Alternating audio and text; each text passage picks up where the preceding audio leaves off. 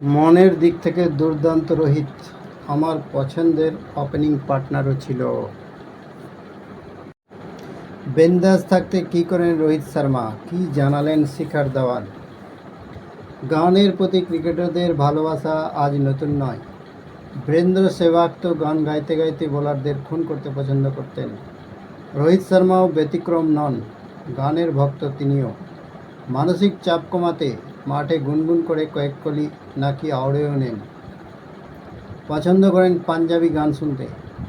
Friendship ডেতে বন্ধু রোহিত সম্পর্কে এমনই রহস্যভেদ শিখর ধাওয়ানের। 2013 সালে চ্যাম্পিয়ন ট্রফি বিজয় হোক বা অন্য মঞ্চ, রোহিত শিখর ম্যারাথন জুটি দলকে বহু ম্যাচে সাফল্য এনে দিয়েছে। আর জুটির মাঝে চলত পাঞ্জাবি গান। এক সাক্ষাৎকারে শিখর বলেছেন, আমার একটা গান রোহিত খুব পছন্দ করত, উদ জাতন দে বুলাও দে বকরে। এই গান শুনলেই আমার কাছে এসে ও নিজেও গলা মেলাতো, আরও কয়েক লাইন গাইতো। একাধিকবার মাঠে এরকম হয়েছে, গানটার কয়েকটা লাইন ঠিক মনে রাখতো আর গাওয়ার পর হেসে বুঝিয়ে দিত, বিন্দাস আছে। 8 থেকে 10 বছর ওপেন করেছি আমরা।